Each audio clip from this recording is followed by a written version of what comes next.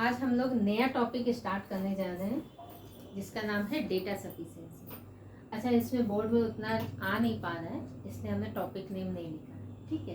तो data sufficiency में आप लोगों का ओवरऑल जितना भी रीजनिंग के टॉपिक रहते हैं उसमें आपका बहुत सारा रीजनिंग का टॉपिक इंक्लूड करके आता है। जैसे डेटा सफिशिएंसी में आप लोगों को ब्लड रिलेशन आना चाहिए, डेटा सफिशिएंसी में आपको सेटिंग अरेंजमेंट आना चाहिए, कोडिंग डिकोडिंग आना चाहिए, रैंकिंग से रिलेटेड आप लोगों के क्वेश्चन आ जाते हैं, पजल से रिलेटेड आप लोगों के क्वेश्चन आ जाते हैं।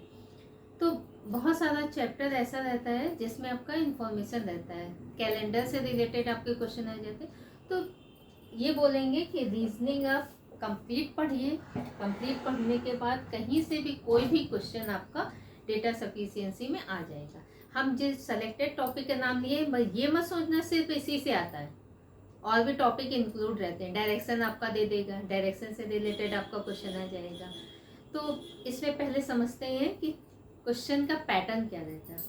देखो, एक आपका क्वेश्चन गिवन रहेगा, कोई भी क्वेश्चन दे देगा। जैसे इसमें है which word yellow in the code language, तो येलो का कोडिंग आपका फाइंड करना है। तो ये आपका कोडिंग डिकोडिंग से रिलेटेड आपका क्वेश्चन है। स्टेटमेंट आपका 1 गिवन रहेगा, स्टेटमेंट 2 गिवन रहेगा। जो ये क्वेश्चन पूछ रहे हैं पहले समझो डेटा सफिशिएंसी होता क्या है। जो भी आपका क्वेश्चन पूछेगा उस क्वेश्चन का आंसर क्या आप स्टेटमेंट 1 से दे पा रहे हो। अगर 1 से दे पा रहे हो तो आपका ये आंसर करेक्ट होगा। देन आंसर आपका क्या होगा, स्टेटमेंट 1 अलोन इज सफिशिएंट। अगर आप इस क्वेश्चन का आंसर स्टेटमेंट 2 से दे पा रहे हो तो आंसर आपका क्या होगा, स्टेटमेंट 2 अलोन इज सफिशिएंट। अगर आपका स्टेटमेंट आप इन दोनों से, मान लेते हैं यहाँ पे देखो कितने टाइप का आपका आंसर है, हम वो एक्सप्लेन कर रहे हैं। अगर ये स्टेटमेंट 1 है और स्टेटमेंट 2, अगर आप 1 से आंसर दे रहे हो, 2 से जरूरत नहीं पड़ रहा है, तो आंसर आपका होगा statement 1 alone is sufficient. Same statement 1 है, स्टेटमेंट 2 है। अगर आपने 1 से आंसर नहीं दे पाया, आप सेकंड स्टेटमेंट का यूज करके इसका कोडिंग, येलो का कोडिंग फाइंड करते हैं, तो आंसर आपका क्या होगा, statement 2 alone is sufficient. Third आते हैं, स्टेटमेंट 1 है, स्टेटमेंट 2 है। अब अगर आप स्टेटमेंट 1 से भी आंसर दे दो, स्टेटमेंट 2 से भी आप आंसर दे दो, तो आंसर आपका होगा आइदर इन स्टेटमेंट 1 अलोन और in statement 2 alone is sufficient to answer the question. हम किसी भी स्टेटमेंट, किसी भी एक स्टेटमेंट को ले लें, चाहे स्टेटमेंट 1 को ले लें चाहे स्टेटमेंट 2 को ले लें, हम आंसर क्वेश्चन का दे पा रहे हैं, तो आंसर इस केस में चला जाएगा आपका ई। अब आते हैं, स्टेटमेंट 1 है, स्टेटमेंट 2 है। अब हम ना तो स्टेटमेंट 1 से आंसर दे पा रहे हैं येलो का कोडिंग, ना हम स्टेटमेंट 2 से आंसर दे पा रहे हैं। अब क्या करेंगे, अब हम दोनों स्टेटमेंट को कंबाइन करेंगे। कंबाइंड करने पे 2 पॉसिबिलिटी होगी, या तो आप आंसर दे पाओगे या आंसर नहीं दे पाओगे, 2 ही केस होंगे। अगर हम आंसर दे पा रहे हैं, ठीक है, तब आंसर होगा आपका स्टेटमेंट 1 एंड 2 टुगेदर, सॉरी ये नहीं है, हाँ, statement 1 and 2 together are sufficient.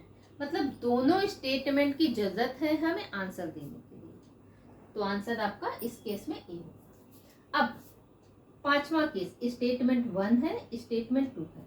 हम स्टेटमेंट 1 से भी आंसर नहीं दे पाए, हम स्टेटमेंट 2 से भी आंसर नहीं दे पाए।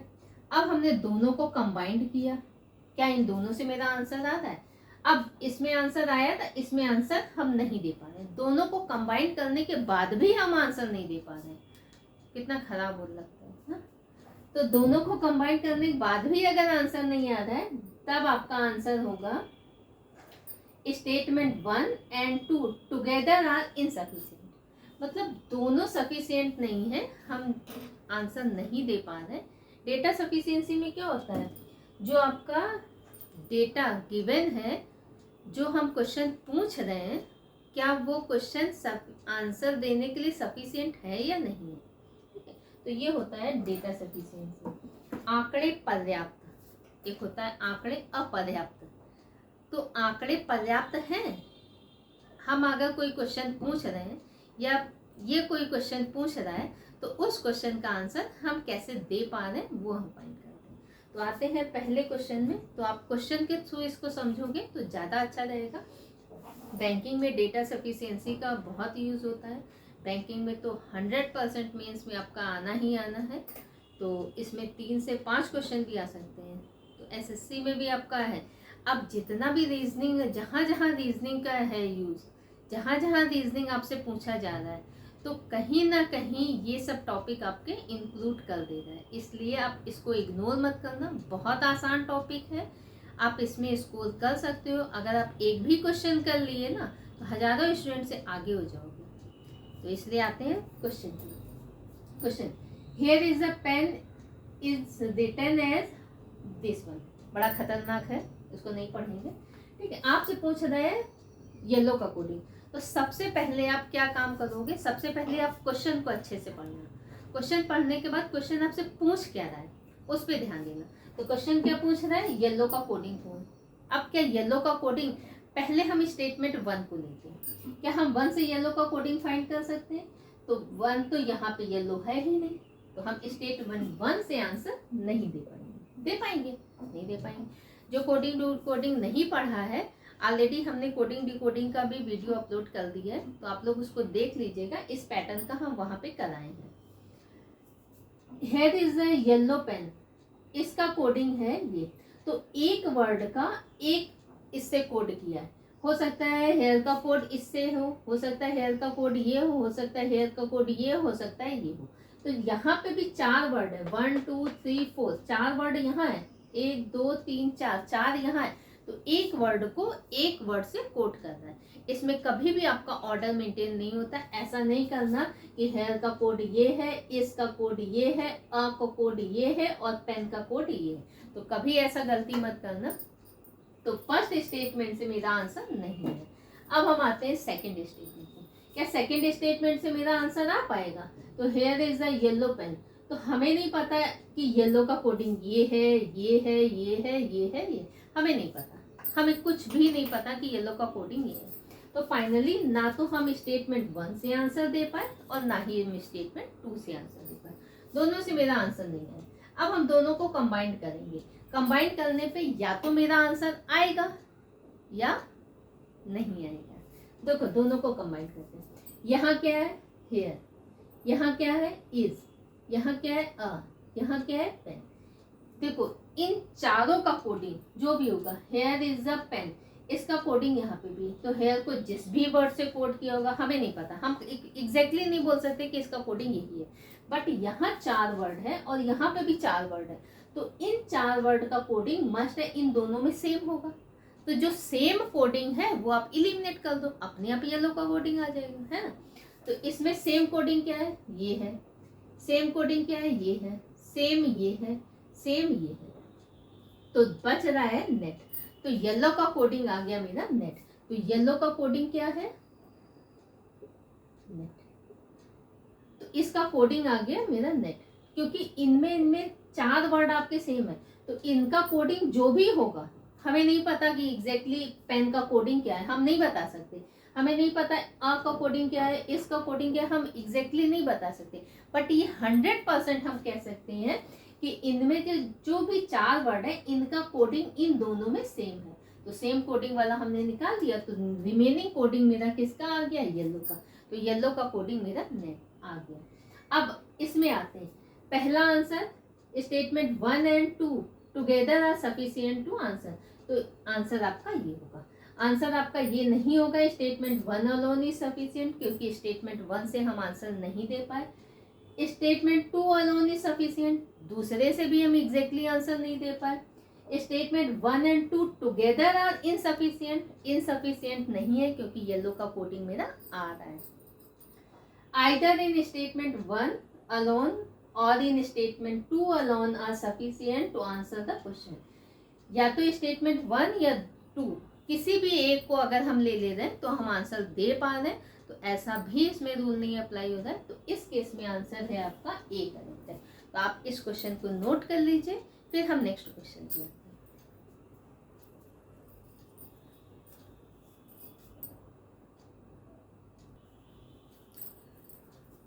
अच्छा, एक चीज और, हम हर बार ये आपका ऑप्शन नहीं लिखेंगे, तो आप लोगों से रिक्वेस्ट है कि आप लोग आंसर नोट कर लें।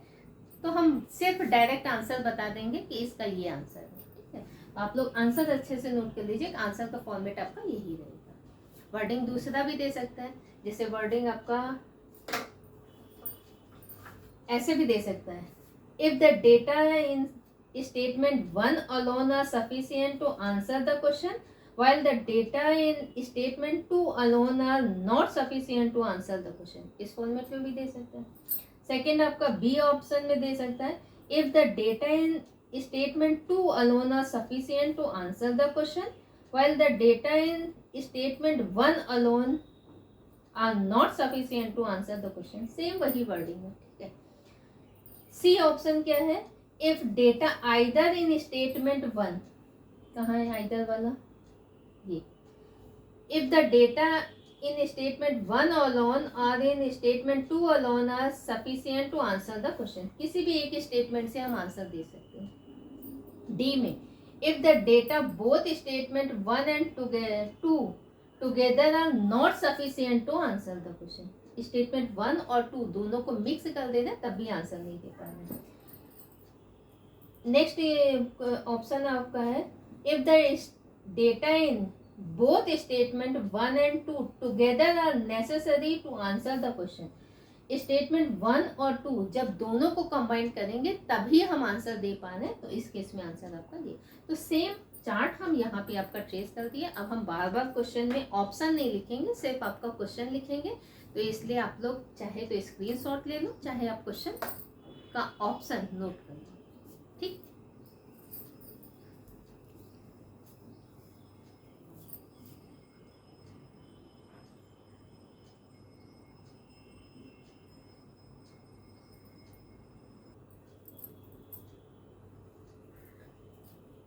देखो नेक्स्ट क्वेश्चन पे आते हैं।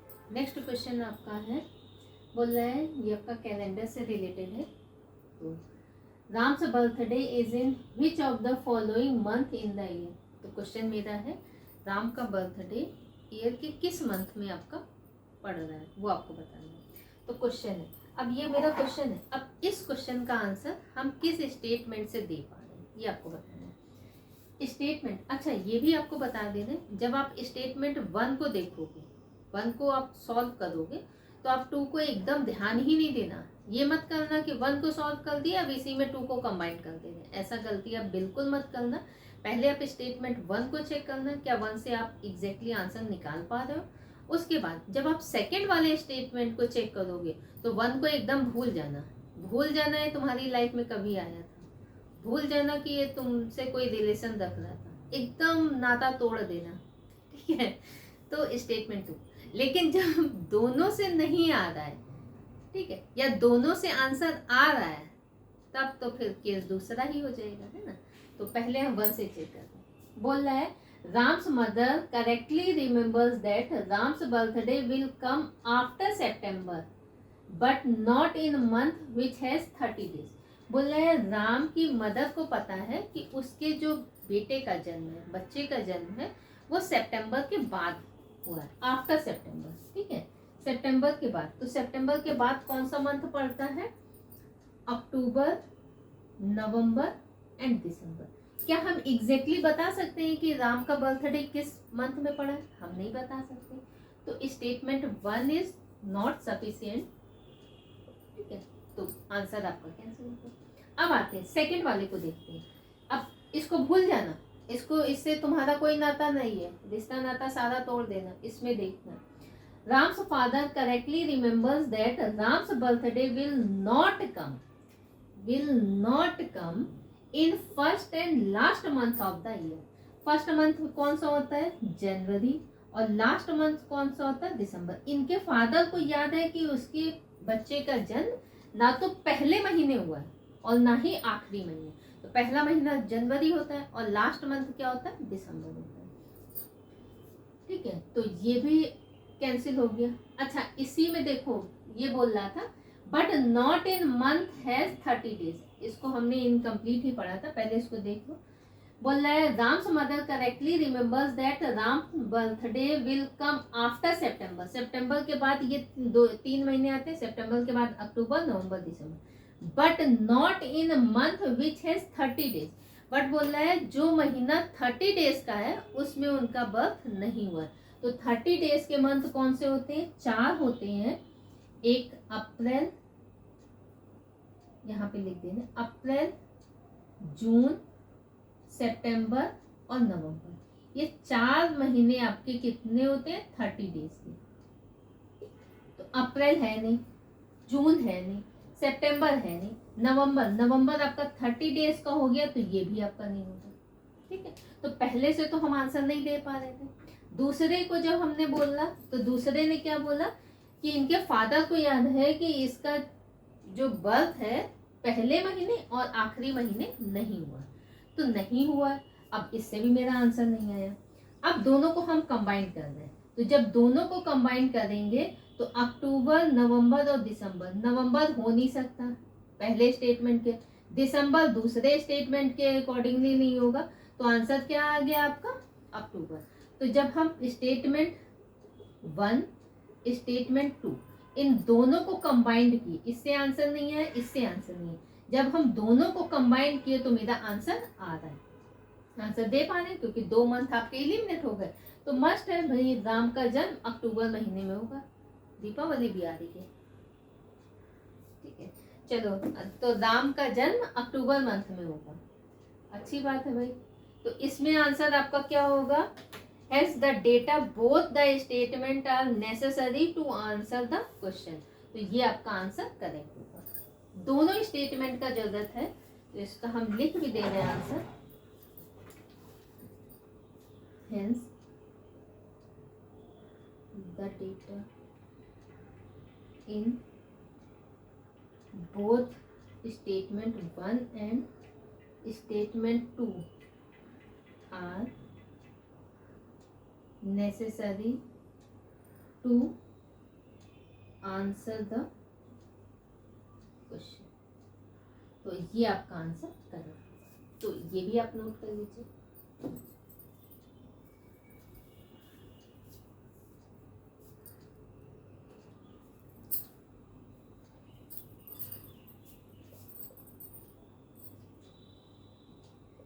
तो क्वेश्चन 3 पे आते हैं, क्वेश्चन नंबर 3 पे।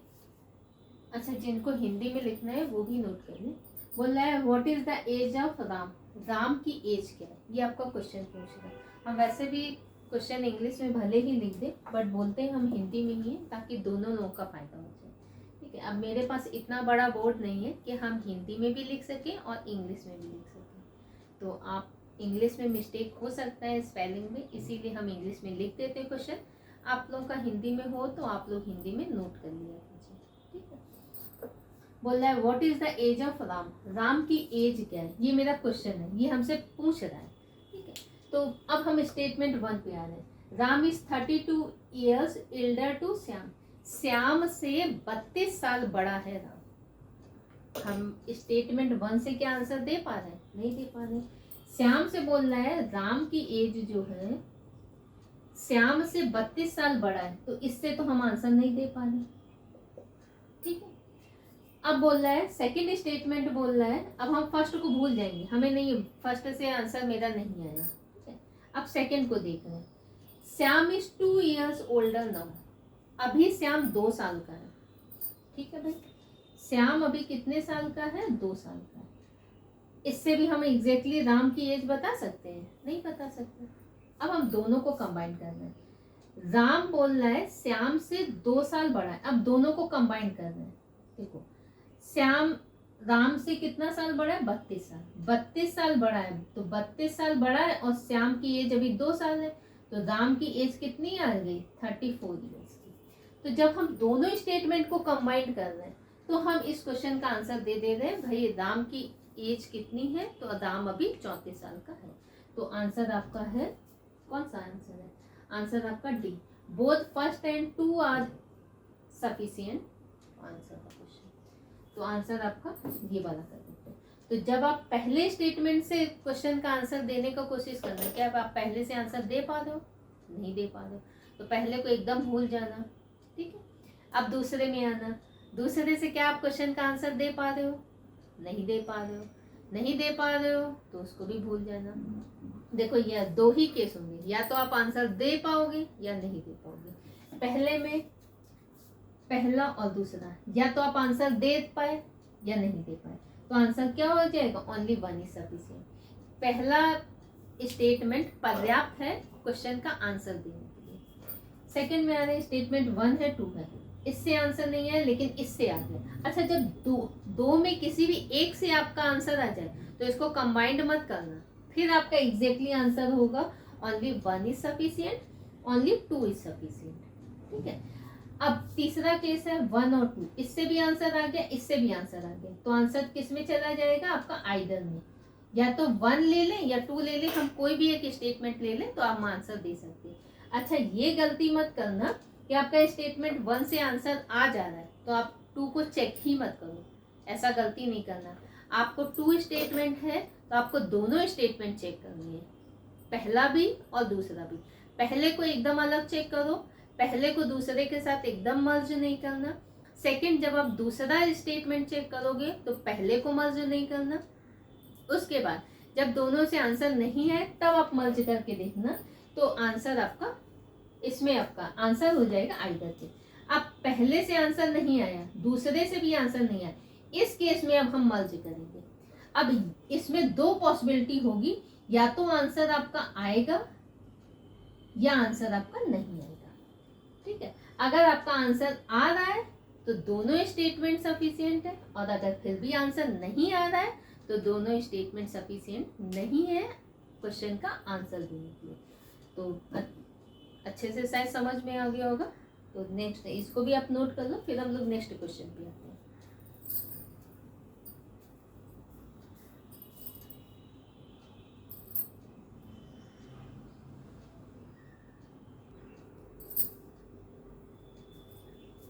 देखो नेक्स्ट क्वेश्चन पे आना है, बोल रहा है which of the following means very in certain code language. तो वेरी का कोडिंग फाइंड करना है आपको। क्या स्टेटमेंट 1 स्टेटमेंट 2, हम ऑप्शन नहीं लिखे, ऑप्शन आपका लिखने का प्लेस नहीं है, इसलिए डायरेक्ट आपको आंसर बता देंगे। वेरी का कोड, वेरी इस प्लेस पे है, अगर हमें गुड और बॉय का कोड पता चल जाए तो पता चल जाएगा। तो गुड का तो यहाँ से आ गया भाई, इन दोनों में गुड देखो, इसमें वेरी गुड बॉय, यहाँ पे सिर्फ एक ही वर्ड आपका सेम है गुड, तो गुड को जिस भी वर्ड से कोड किया होगा वो इन दोनों में सेम होगा। तो इन दोनों में सेम कौन सा है? जो, तो गुड को कोड कर दिया जूस, ठीक है। अब वेरी का कोडिंग या तो पिट होगा या हाँ, या तो पिट होगा या हाँ होगा, ठीक है। तो देखो पहले से तो हमारा आंसर नहीं आएगा, हम एग्जैक्टली वेरी का कोड नहीं फाइंड कर सकते थे क्योंकि आपका कोडिंग डिकोडिंग है। इसमें ऐसा नहीं होता है कि वेरी का कोड ये हो, गुड का कोड ये हो, बॉय का कोड ये, इससे हम नहीं फाइंड कर सकते, इसलिए हमने डायरेक्ट पहला तो एलिमिनेट कर दिया। फर्स्ट ऑप्शन मेरा गलत हो गया। सेकंड में आ गए, सेकंड तो वेरी इस प्लेस पे है ही नहीं, तो सेकंड से भी हम आंसर फाइंड नहीं कर पाएंगे, सेकंड से भी आंसर नहीं फाइंड कर पाएंगे। अब दोनों स्टेटमेंट को कंबाइन करते हैं, या तो आंसर आपका आएगा या आंसर आपका नहीं आएगा। तो जब दोनों को हमने कंबाइंड किया तो कंबाइंड करने पर मेरा दोनों से आंसर आ रहा है? नहीं आ रहा है। दोनों को कंबाइंड करने पे भी मेरा आंसर नहीं आया, क्योंकि वेरी का कोड या तो पिट होगा या हाँ होगा, ठीक है। तो एग्जैक्टली हम नहीं कर सकते कि इसका कोड ये है या ये है, तो इससे भी मेरा आंसर नहीं आया। तो आंसर आपका है both the statement are not sufficient to answer the question. दोनों स्टेटमेंट सफिशिएंट नहीं है वेरी का कोड बताने के लिए, तो इसलिए आंसर आपका ये होगा। आंसर लिख देते हैं। तो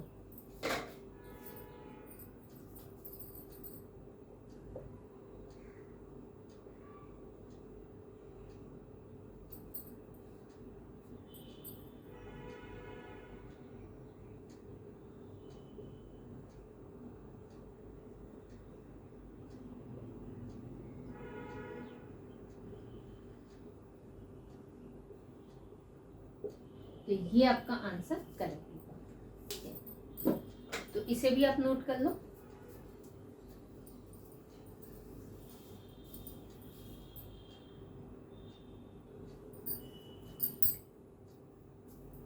तो हम डेटा सफिशिएंसी के और भी क्वेश्चन करेंगे जो अलग अलग चैप्टर से रिलेटेड होंगे।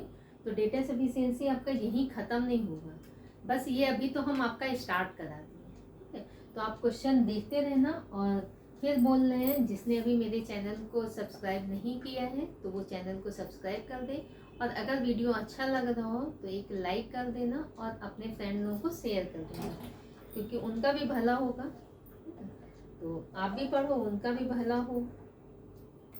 फिर मिलते हैं हम लोग नेक्स्ट क्लास में। तो ये क्वेश्चन आप नोट कर लेना, और अगर कोई भी कंफ्यूजन हो, कोई भी डाउट हो, तो आप कमेंट में मेरे को मैसेज कर देना। नेक्स्ट में होगा हम उसका रिप्लाई कर देंगे, हो सकता है आपका उसी में कर दे, कमेंट में ही। और अगर नहीं होगा तो जब नेक्स्ट क्लास या कुछ वैसा होगा तो हम आपका कर देंगे।